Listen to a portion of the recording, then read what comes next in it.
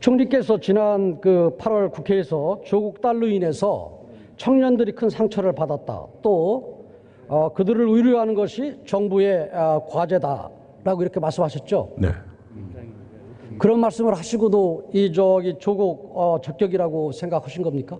거듭 말씀드립니다만 지금 이 상황에서 우리가 의혹이라고 말하는 것들 가운데는 추측에 불과한 것도 있고 거짓마저도 있습니다. 진실이 가려지는데 시간이 많이 걸리지 않을 것이기 때문에 좀 기다려볼 필요가 있다고 생각하고요.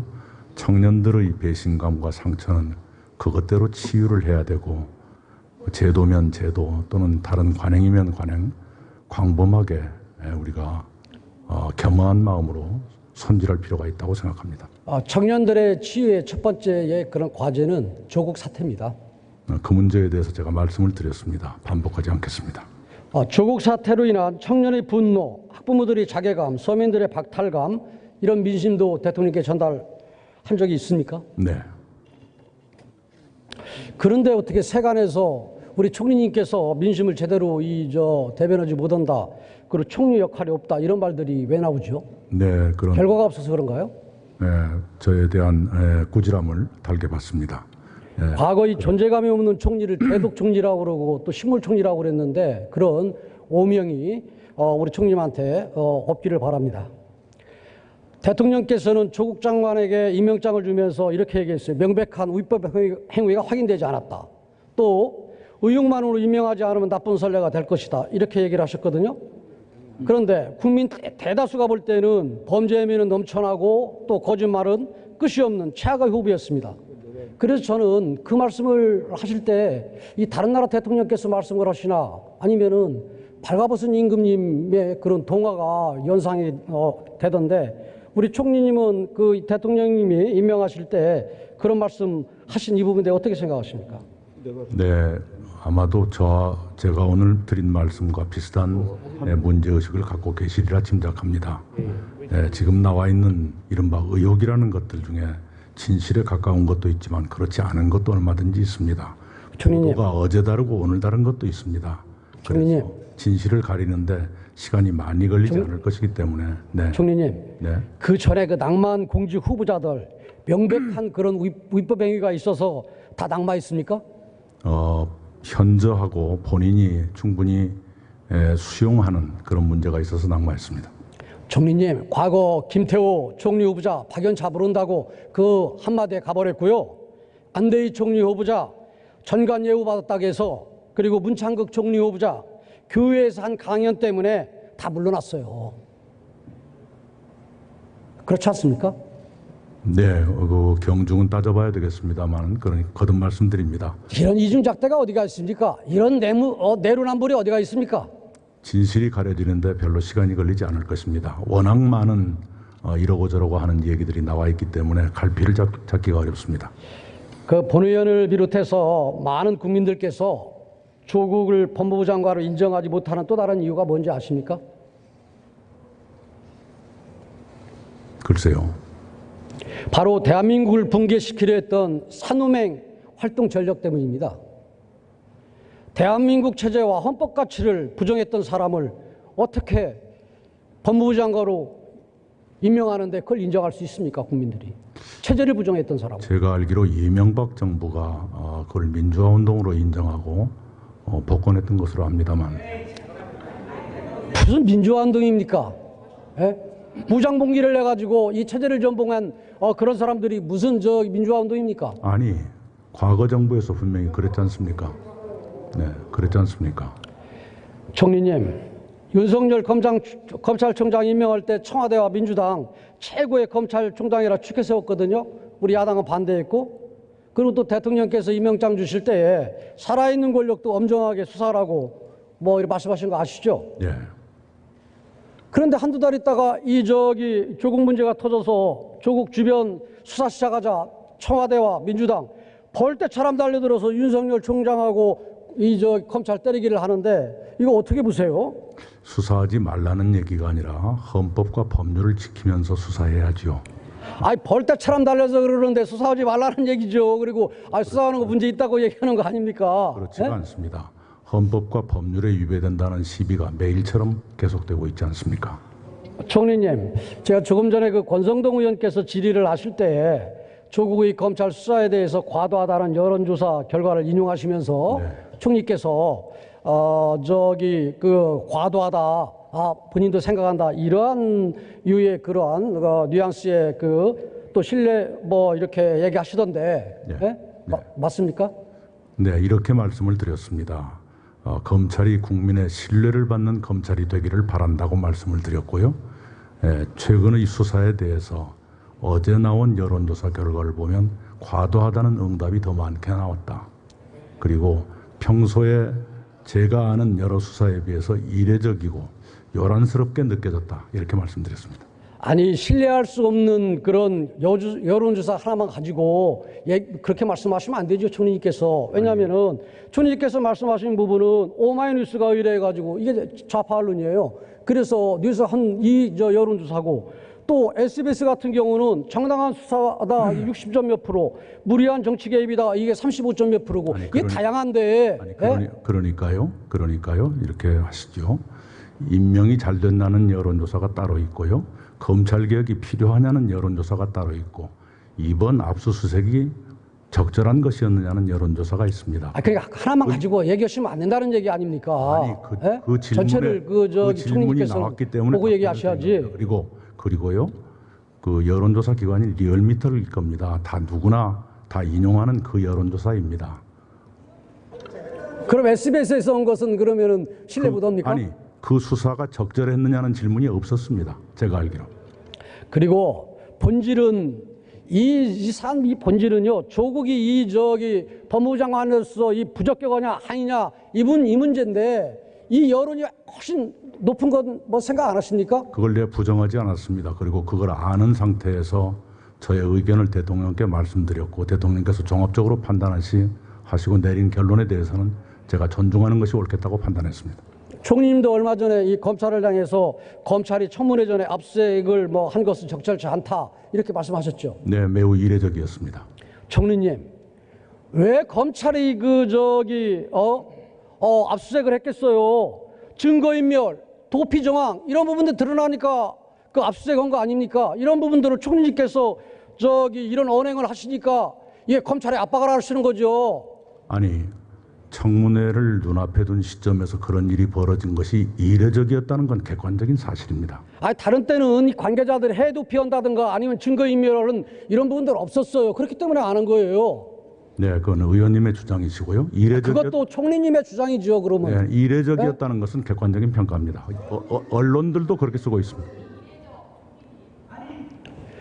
이 청와대와 여권이 이 헌법 유린 참 끝이 없습니다.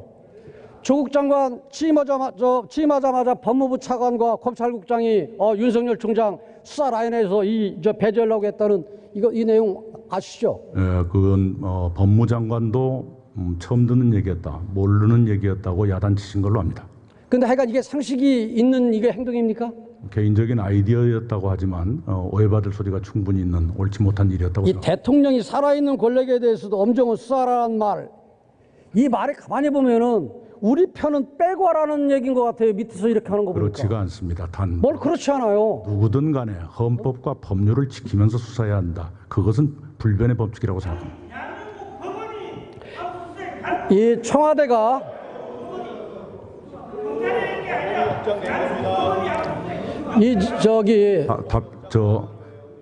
의석의 질문에 답변 드릴 시간을 주실랍니까? 답변 드리겠습니다. 그러면은 여기 왜 집중하세요? 그러면 말씀을 말아야죠. 안 들으시면 돼요. 아니, 이 청와대가 이거 개입하지 않았다고 봅니까? 총리님은? 그렇지 못했을 겁니다. 안 했고요.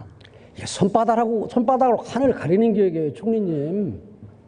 상식선에 생각합시다. 아니요, 아닙니다. 제 상식으로 볼 때. 아니, 검찰총장을 수사해서 배제하는데 이걸 청와대하고 그럼 단둘이 실무자들이 얘기했다는 얘기입니까? 이게 말해야 됩니까? 그렇지 않았을 거라 생각합니다. 총리님의 역할은요, 이 직권남용을 행사한 청와대 관계자 그리고 법무부 차관, 검찰국장 경질하고 조치하는 것이 총리님의 역할이에요. 네, 그렇게 말씀하시면 안 됩니다. 따져보겠습니다. 총리님, 이 범죄 혐의자인 사람이 법무부 장관이 되지를 않나, 검찰 개혁을 또 하겠다고 하지 않나, 또 뭐 자기를 수사할 검사들을 만나고 돌아다니지 않나, 이게 정상입니까? 이런 나라가 정상입니까? 상식적으로? 네, 여러 가지 이례적인 일들이 연쇄적으로 일어나고 있습니다. 진실이 곧 가려지리라 봅니다. 원래 검사들은 본래 피의자 만나는 거 아니에요. 예? 조사할 때만 만나는 거지. 그렇지 않습니까? 네, 다른 것에도 검사들이 수사의 원칙, 오늘 보니까 말해 전화까지 걸고 말해 압수수색 하는데. 헌법과 법률을 다른 데서도 지켜줬으면 좋겠습니다. 저는 진짜 가관인 게 조국 저 민정수석 이게 압수수색 당하니까 강제 수사를 당한 국민의 심정을 절실하게 느끼겠다. 무슨 인권 탄압 받았습니까? 무슨 약자 이게 코스프레입니까? 또 배우자는 한술 더 떠서 딸 생일 잔치 해야 되는데 이런 상황이 됐다 해가지고 또 시세 타령이 나오고 있고, 이런 가족이 이게 정상적인 가족이고 상식적인 가족입니까? 네, 특정 가족에 대해서 언급하지 않겠습니다. 우리 가족은 내 자식 애들 생일 반도 못 챙겨줬어요. 어떡하다고.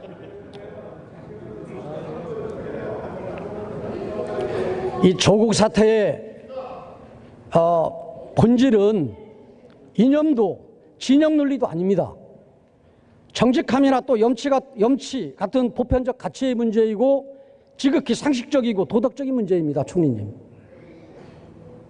총리님은 자꾸 지금 법적인 문제를 자꾸 가는데 법적인 문제라고 갈 일이 아닙니다. 그렇지가 않습니다. 법위의 문제에 대해서도 진실과 거짓이 워낙 뒤섞여 있기 때문에 조금 가려질 필요가 있다고 생각합니다. 조국 임명을 왜 이게 강행을 하나 이렇게 봤더니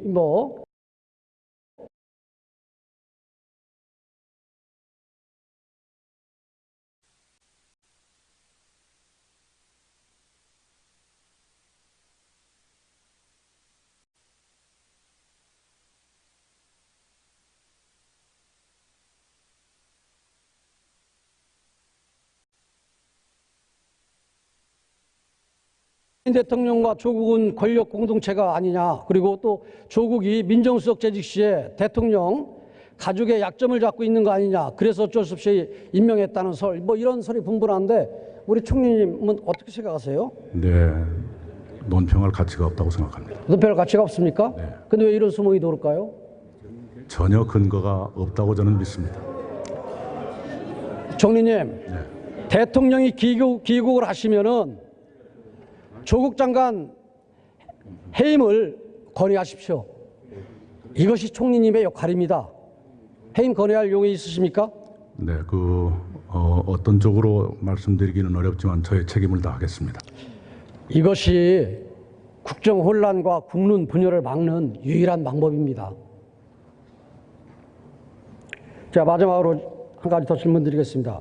총리께서 지난해 10월에 가짜뉴스와의 전쟁을 선포하셨죠? 네, 가짜뉴스의 해악을 심각하게 지적했습니다.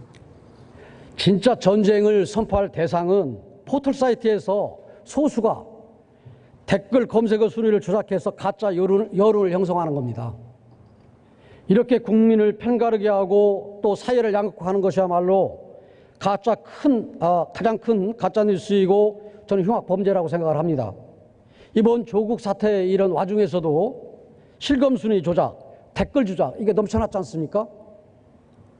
바로 이런 자들이 가짜뉴스 전쟁의 대상입니다. 그렇기 때문에 정부의 쓴소리하는 이런 부분들 혹시나 탄압하는 그러한 부분으로 이렇게 활용을 하지 마십시오. 네, 가짜뉴스뿐만 아니라 방금 의원님 말씀하신 그런 방식에 의한 여론의 조작, 이것도 엄정하게 관리될 필요가 있다, 엄정하게 처리될 필요가 있다 이렇게 생각하고 방송통신위원회가 저는 오늘 총리님하고의 그런 질의응답을 하면서 제가 느끼는 게 뭐냐면은 우리 지금 사회에 상식과 이 도덕적인 가치가 진보 좌파나 보수파나 같아야 될 텐데 정치적 이념이나 아니면은 이런 부분 틀리더라도 상식과 이 도덕적 가치가 아까 우리 조국 전 민정수석 답변하는 것도 그렇고 너무너무 달아요. 이거 왜 그럴까요? 네, 우리 사회의 큰 병폐 중에 하나입니다. 사회 병폐입니까? 아니면은 이중성, 그 다음에 내로남불의 그런 사람들이 지금 문제입니까? 이번 일이 있기 전에도 그런 현상은 있었지 않습니까? 우리 사회의 병폐라고 생각합니다. 별로 없었습니다. 그리고 이번 정부 들어와서 이 장관 임명이나 아니면은 인사청문회 과정 속에서 채택이 되지 않고 임명을 강행한 현 정부에서 몇 명이지 압니까? 네, 적지 않았습니다. 22명입니다. 그러면은 2년 반 됐습니다. 현 정부 들었는데. 그리고 박근혜 정부 그렇게 적폐 정부라고 하는데 몇 명이지 압니까? 4년 동안? 네, 외우지 못합니다. 반도 안 됩니다. 예, 뒤집어서 오히려 인사청문회가 그런 적절하게 운영되고 있느냐에 대한 반성도 있었습니다. 여기는 맨날 핑계죠, 그죠? 해간 핑계, 깡탔습니다. 이 정부는. 핑계만은 아닙니다. 그게요. 겪어보시면 다 아시죠. 조국 같은 사람이 민정수석으로 앉아서 조국의 그런 사고와 인성으로 기준을 정하고 인사 검증을 했기 때문에 그래요. 압니까? 네, 청문회 이대로 좋은가 하는 의원님들께서도 많은 문제의식을 갖고 계시리라 생각합니다. 예, 들어가셔도 됩니다. 감사합니다.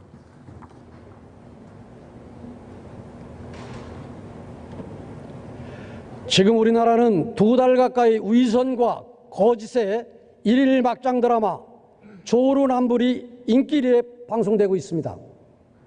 총감독은 문재인 대통령, 주연은 조국과 그 가족, 조연은 민주당과 그 지지층입니다. 이 막장 드라마를 보면서 청년들은 빽이 없음을 탄식하고 있습니다. 부모들은 능력이 없음을 미안해하는 나라가 돼버렸습니다. 문 대통령은 답해야 합니다. 대한민국이 반칙과 특권이 넘치는 나라로 가게 할 것인지, 노력과 실력이 인정받는 나라로 가게 할 것인지 답해야 합니다. 조국 전 민정수석, 법무부 장관 자리는 당신의 자리가 아닙니다. 저 김태흠의 요구가 아니라 국민의 명령이자 역사의 명령입니다. 경청해 주셔서 감사합니다.